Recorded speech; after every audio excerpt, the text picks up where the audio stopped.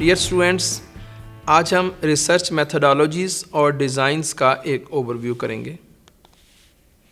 जब हम लोग रिसर्च मेथडोलॉजीज़ को देखते हैं तो सबसे पहले हमारे सामने जो रिसर्च आती है उसे हम क्वांटिटेटिव रिसर्च कहते हैं। आप इस बात को समझ लीजिए कि क्वांटिटेटिव रिसर्च कौन सी होगी। इसकी सबसे बड़ी निशानी ये है कि उसके अंदर जो डेटा है वो न्यूमेरिकल होगा और उसके बाद स्टैटिस्टिकल प्रोसीजर उसके अंदर अप्लाई होंगे और हम किसी न किसी हाइपोथेसिस को टेस्ट कर रहे होते हैं। ऐसी रिसर्च जिसमें न्यूमेरिकल डेटा हो और स्टैटिस्टिकल प्रोसीजर अप्लाई होते हैं और इससे वो किसी भी ट्रुथ, किसी भी सॉल्यूशन तक पहुंच सकते हैं अपने प्रॉब्लम की। जब हम क्वांटिटेटिव रिसर्च को मज़ीद डेप्थ में देखते हैं तो वो किस तरह की हो सकती है। इस रिसर्च में सर्वे किए जा सकते हैं और डिस्क्रिप्टिव स्टैटिस्टिक्स भी बयान की जा सकती है। मिसाल के तौर पर हम एक सर्वे करना चाहते हैं और उसमें हम लोगों की परसेप्शंस मेजर करते हैं। एक क्वेश्चनेयर बना लिया जाता है और उस क्वेश्चनेयर को हम लोग पब्लिक के पास ले जाते हैं, पार्टिसिपेंट्स के पास ले जाते हैं और उसके ऊपर अपनी राय देते हैं आपको।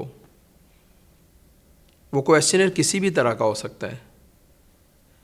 जैसे आप इलेक्शन के दिनों में मुख्तलिफ सर्वे देखते हैं, मुख्तलिफ लोगों की राय और ओपिनियन देखते हैं, या कोई भी कंपनी अपनी प्रोडक्ट के बारे में भी सर्वे करती है। इसी तरीके से लोगों की क्या राय है, उनकी क्या परसेप्शंस है अबाउट दैट प्रोडक्ट। इसी तरीके से स्पेशल एजुकेशन में भी कि जब हम पेरेंट्स की राय जानेंगे, थेरेपिस्ट की राय जानेंगे, इवन बच्चों की राय जानेंगे, थ्रू दी क्वेश्चनेयर एक सर्वे कर लिया जाएगा।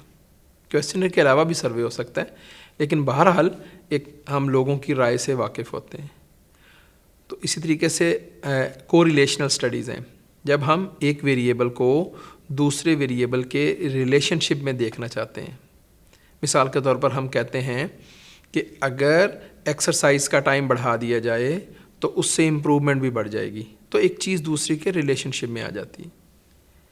इससे अगली टाइप एक्सपेरिमेंटल हैं और कॉज़ाई एक्सपेरिमेंटल हैं। यानी हम कहते हैं कि एक वेरिएबल दूसरे वेरिएबल के ऊपर असर रखता है।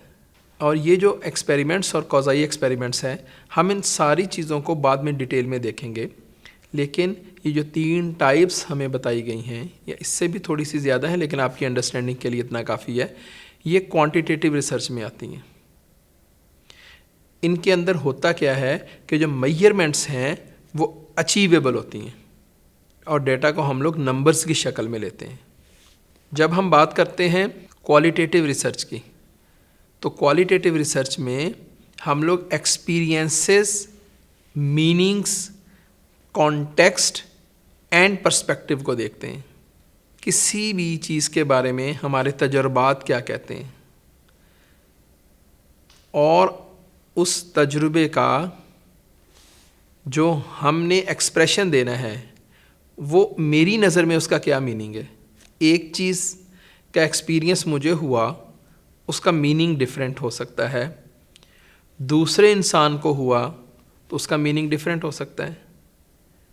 जब हम कहते हैं कि ये क्यों है, डेफिनेटली इंसान है, डिफरेंट चीज़ों को डिफरेंट अंदाज में परसीव करते हैं, लेकिन कॉन्टेक्स्ट भी उसके साथ है। कॉन्टेक्स्ट कैसे साथ है कि एक इलाके के लोग दूसरे इलाकों के लोगों से मुख्तलिफ, उनका कॉन्टेक्स्ट मुख्तलिफ, उनकी ज़रूरतें मुख्तलिफ। तो इसीलिए क्वालिटेटिव रिसर्च में कॉन्टेक्स्ट बड़ा इम्पॉर्टेंट है और पर्सपेक्टिव बड़ा इम्पॉर्टेंट है। तो इसमें डेटा कैसे गैदर किया जाता है? इसमें डेटा इंटरव्यू से और ऑब्जर्वेशन से या कुछ डॉक्यूमेंट एनालिसिस से। क्वालिटेटिव के अंदर हम क्या कर सकते हैं? केस स्टडी कर सकते हैं। केस स्टडी क्या है? केस स्टडी की एक बहुत बड़ी मिसाल, एक पेशेंट का डॉक्टर के पास जाना। वो डॉक्टर उस पेशेंट के बारे में हर तरह की इन्फॉर्मेशन लेता है, उससे बातचीत भी करता है, इंटरव्यू, उसका कोई लेबॉर्ट्री का टेस्ट भी करवाता है, उसका कोई पुराने डॉक्टर की प्रेस्क्रिप्शन को भी देखता है, उसकी फैमिली से भी बात करता है और कुछ रेडियोग्राफिकल या एक्सरे भी उसके करवाता है या और भी इमेज अचीव करता है। तो वो क्या है, वो सारे का सारा एक पार्टिसिपेंट को, एक इंसान को मद्देनज़र रखते हुए उसके बारे में सारी इन्फॉर्मेशन गैदर की गई और देन डायग्नोसिस बना के उसका ट्रीटमेंट कर दिया गया। अब वो सारी की सारी इन्फॉर्मेशन एक केस है, ये केस स्टडी हो जाती है। कई दफ़ा केस ज़्यादा लोगों के ऊपर भी मुश्तमिल हो सकता है, उसकी भी मिसाल मौजूद है। कई दफ़ा केस एक से ज़्यादा लोगों के ऊपर भी मुश्तमिल हो सकता है अगर उनकी कंडीशंस में कुछ सिमिलरिटी मौजूद है।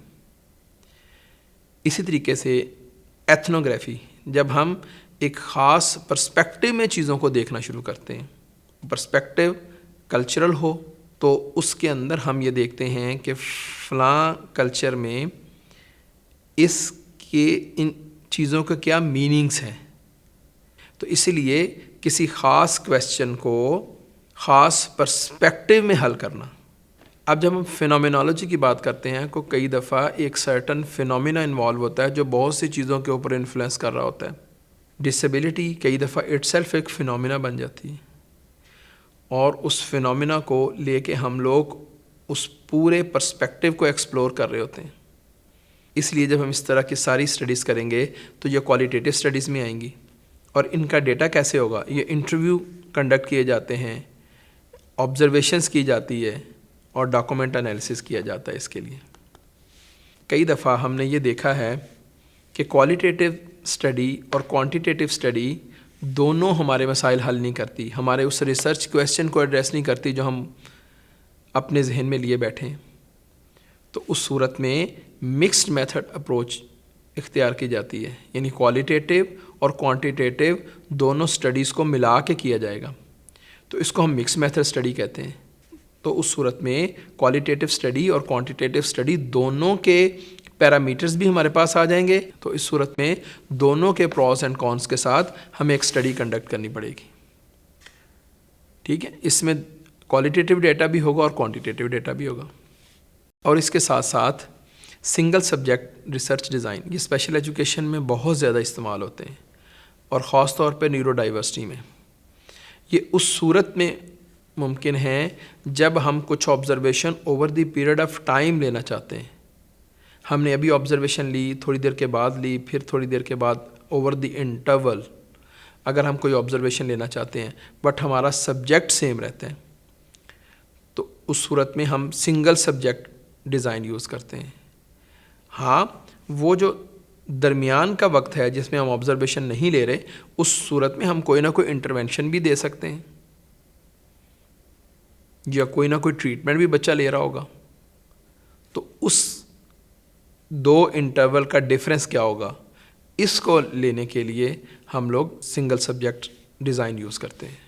जब हम इन सारे डिज़ाइंस को देख रहे होते हैं तो हमें कुछ एथिकल कंडीशंस को भी फॉलो करना होता है कि बच्चे की और पेरेंट्स की कंसेंट लेना बड़ा ज़रूरी है।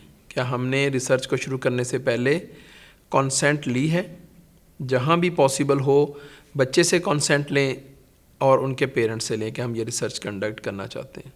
रिसर्च करते हुए कोई हार्म, कोई नुकसान या कोई भी ऐसी कंडीशंस अप्लाई नहीं की जाएगी जिससे बच्चे को नुकसान हो।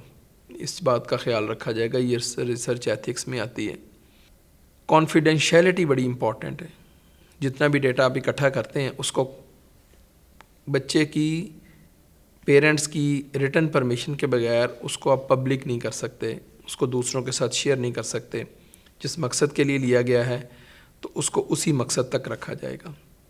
तो ये बुनियादी चीज़ें जब हम एक रिसर्च को स्पेशल एजुकेशन में कंडक्ट करेंगे तो डिज़ाइंस को किस एंगल में देखेंगे, इनकी डिटेल्स हम इनके आने वाली वीडियोस में पेश करेंगे आपके सामने। बहुत शुक्रिया।